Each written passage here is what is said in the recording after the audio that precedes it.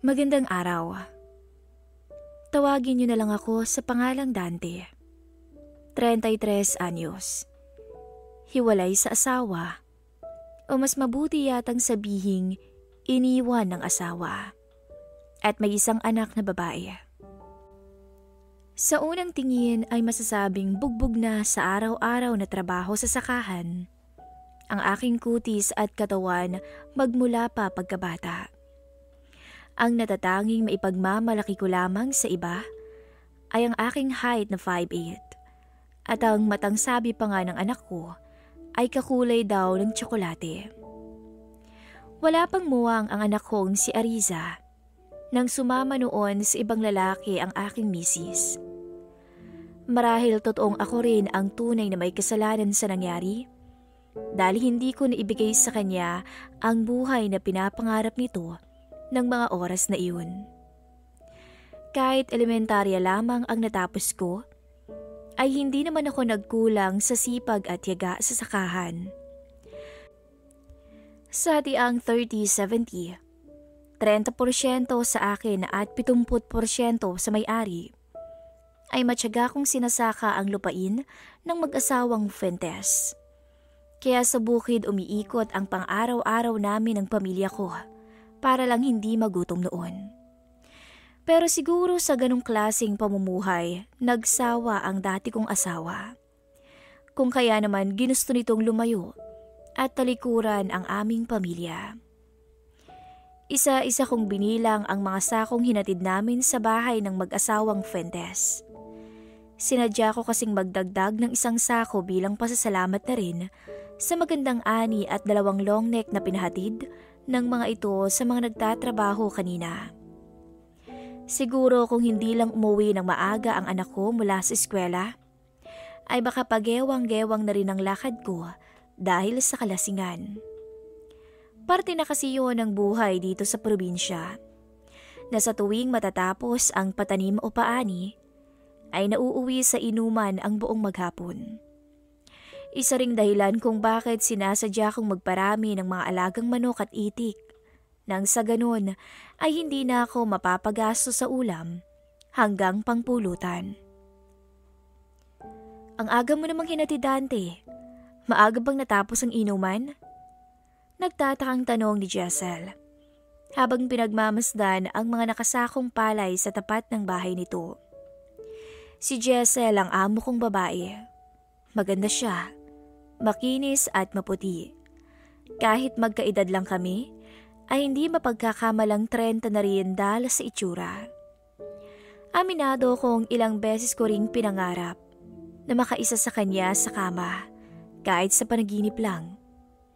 Pansin kong naningkit ang mga mata niya habang nakatingin sa akin. Marahil tinitingnan na naman nito kung nalasing ba ako sa alak na ipinadala nilang mag-asawa kanina. Kahit kailan talaga ang lakas mong uminom, Dante. Anito na tila ba namang hapa nang makumpirma niyang nakainom ako. Hindi pa man ako nakakasagot dito, ay mabilis nang inagaw ng anak ko ang atensyon nito.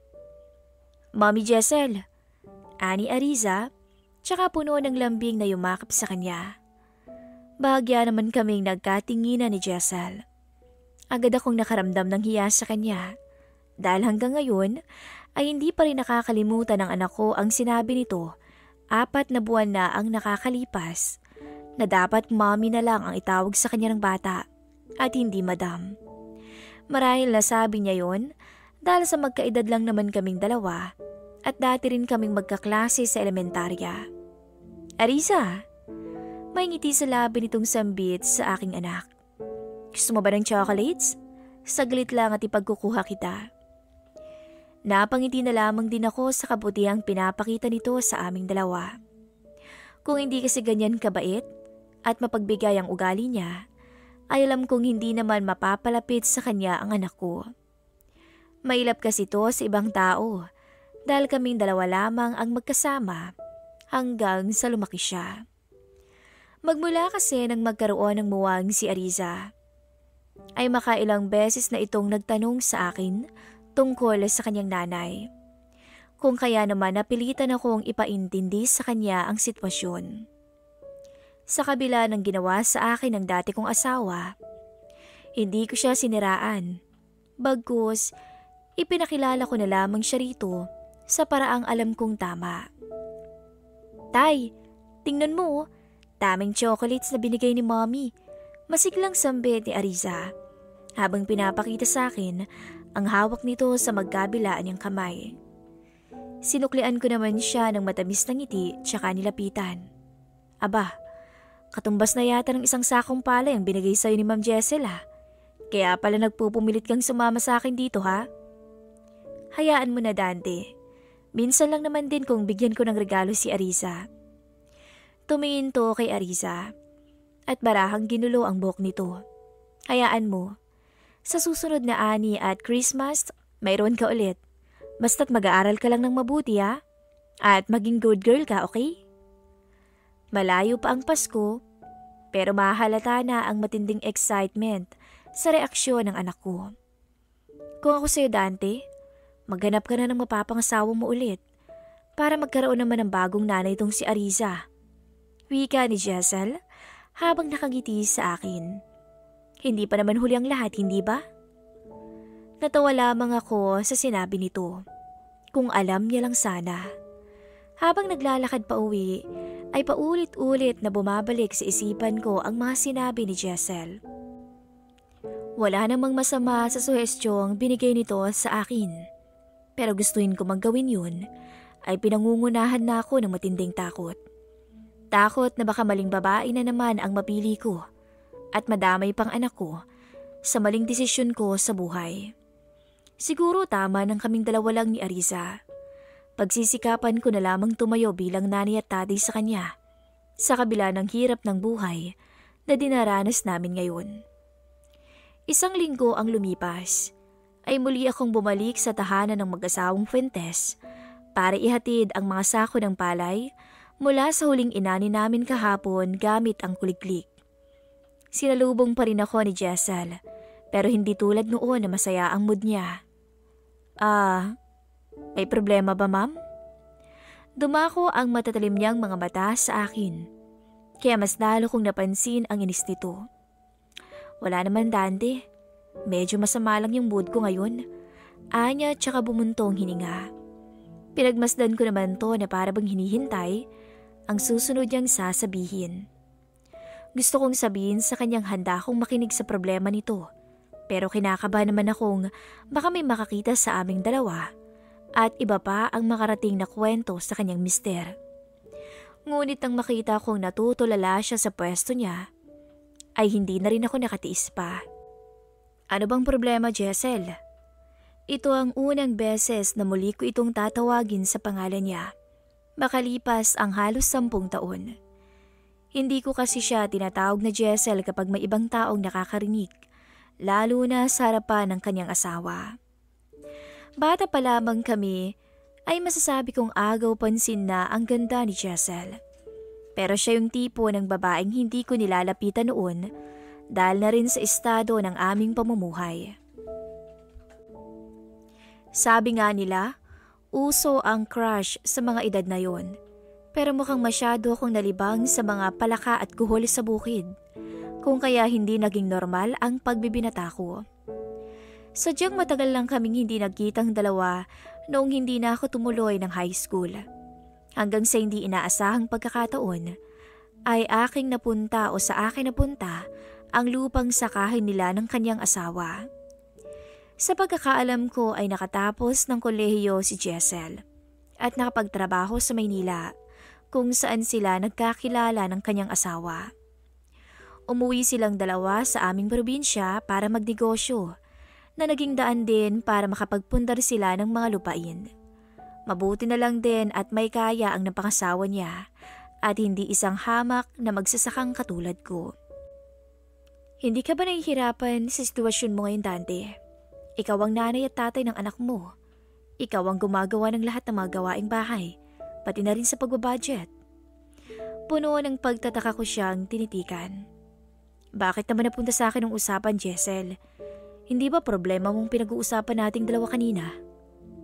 Sorry, nagawa ko lang kasing maikumpara ang sitwasyon mo sa nararanasan ko ngayon.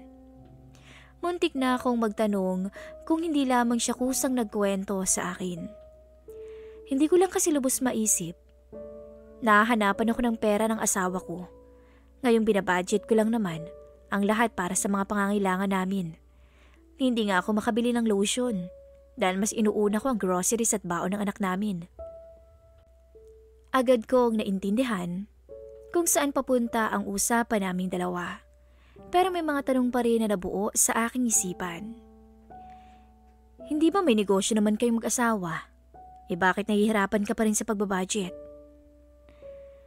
Dante, hindi naman porket may negosyo ay may pera na. Wala kasing ibang nakakaalam kung gaano kahigpit sa pera ang asawa ko dahil hindi ko naman pinapahalata.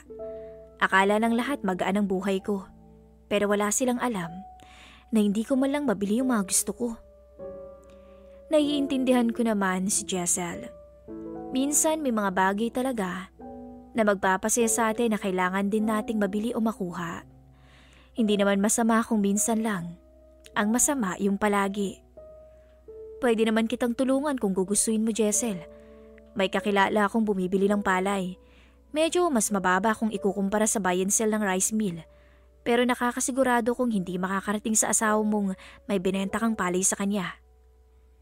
Walang lumabas na mga salita mula dito.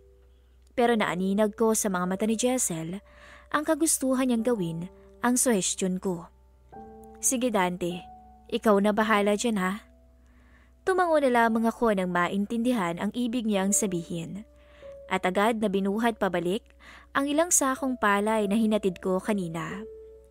Hawak ang perang napagbentahan ng mga sako ng palay at listang nagsisilbing resibo, ay minabuti kong umalis na agad nang maibigay ko na ang hawak ko kay Jessel.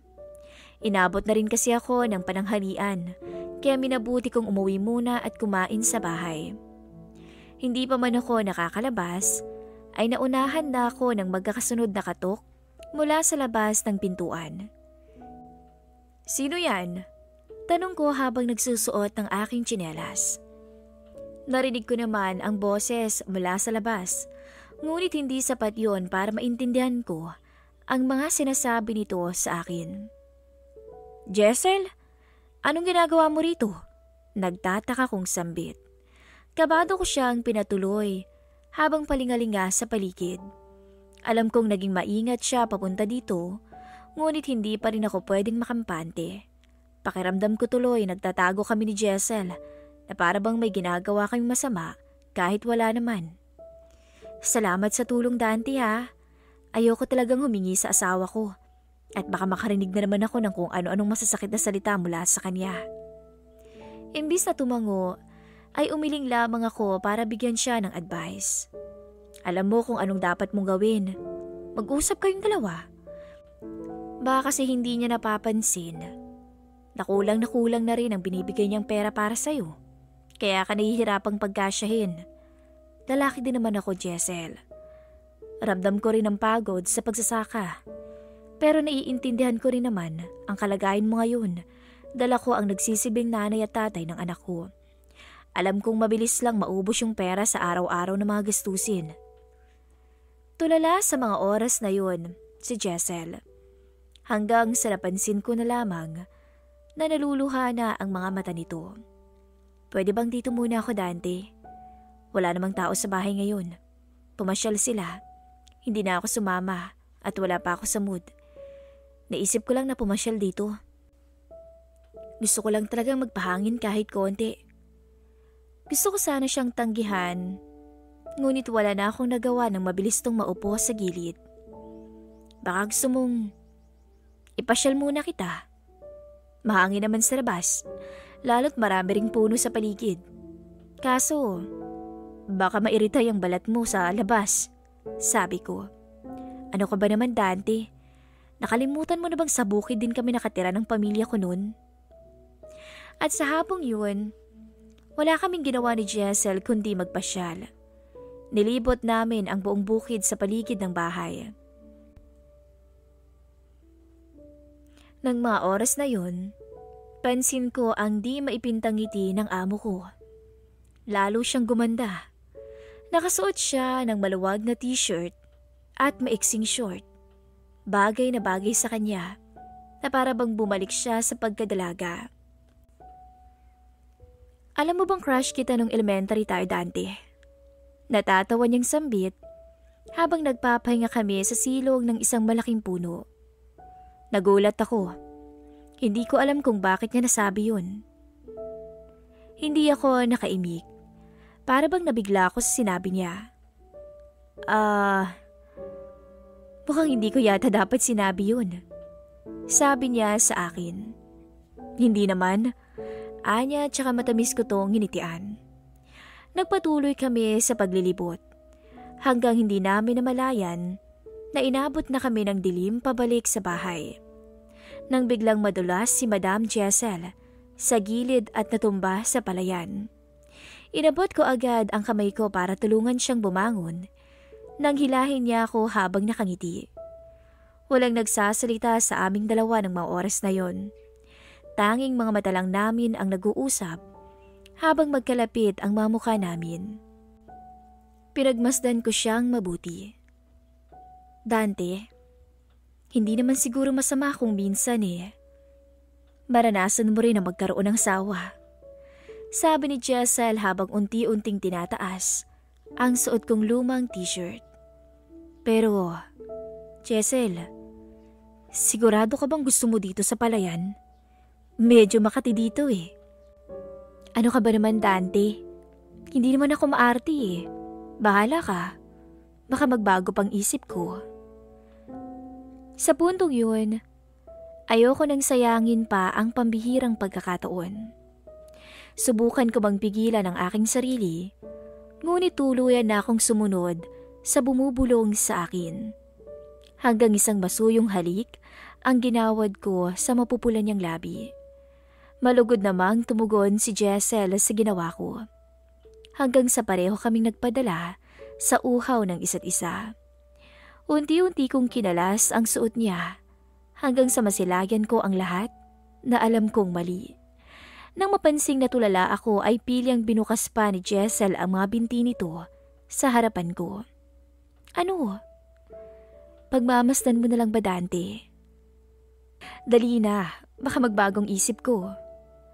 Wala na akong nagawa, kundi lumusong sa isang mapanganib na alon. Halos mapayakap ng mahigpit si Jessel nang tuloy ang maibigay niya sa akin ang matagal kong pinapangarap.